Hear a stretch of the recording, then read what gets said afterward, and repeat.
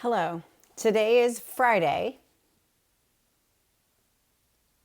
January 22nd, and this is the 22nd chapter of Genesis. The drama of the ancestral narrative of Abraham and Sarah comes to a head.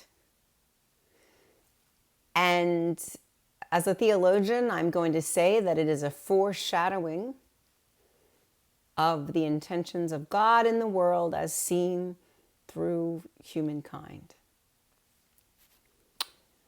God asks Abraham to sacrifice Isaac. You've probably read this story before. Maybe you've heard about it or heard it preached on. When you read it today, you see with new eyes, maybe, perhaps. There's no way to come out of this story with a comfort. Let's look at the story. Abraham has been promised. God tests Abraham with human sacrifice. Something Abraham would have been familiar with. Other ancient Near Eastern religions had this kind of understanding about human sacrifice. And we come out of this story understanding that the one true God will not allow for human sacrifice to be a part of temple worship or cultic worship in the Hebrew nation and the children of Israel.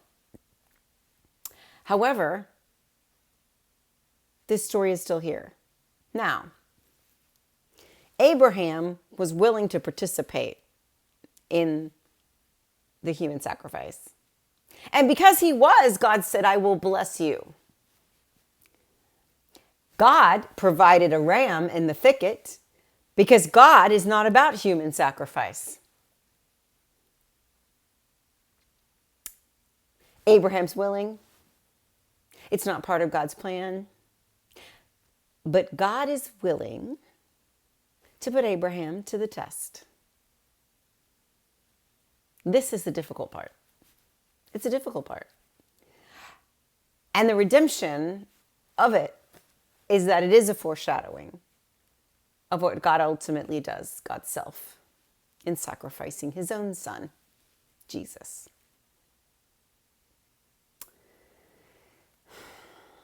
God's love does not demand human sacrifice in Genesis 22, and it does not demand human sacrifice in the gospel.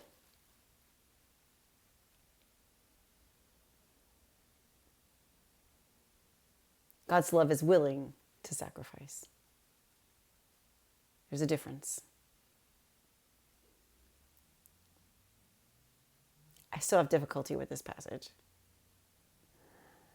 But if I take a zoom out, a little helicopter view of it, I see that God couldn't go through with it for Abraham.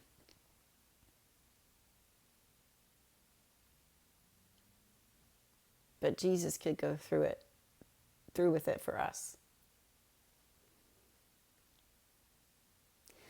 So that's the beauty of this story of the sacrifice of Isaac. And I'm still hung up on this idea that God tests us in such a way I would fail miserably at the test. I'd be like, oh, see ya. I'm going to find another religion and another God. I know that. That's pretty clear. Given the same circumstances. But maybe those circumstances are different. Maybe I have said yes to the gospel and to God, the one true God, when it took sacrifice on my part. Maybe not my own child, only child. I have one child. But maybe something else. So I'm going to have to, take that with me and look at it, and so will you. The rest of the chapter is just a genealogy of Abraham's brother's children by his wife Milcah and his concubine, whose name I cannot pronounce. It starts with an R. So, some lineage, some location in time and in place, and that's, it's not as significant as the first narrative piece. But I hope you'll take this message of the sacrifice of Isaac to heart, and that you can ponder over it. I would be interested if you email me with the thoughts that you have about this passage and your difficulty with it, or maybe you figured it out. Maybe it's a puzzle. It's not a puzzle to you, but it's a puzzle to me. And I wrestle with the God that's represented in this story. But I'm still here, and I'm still in it. God bless you. Have a good Friday.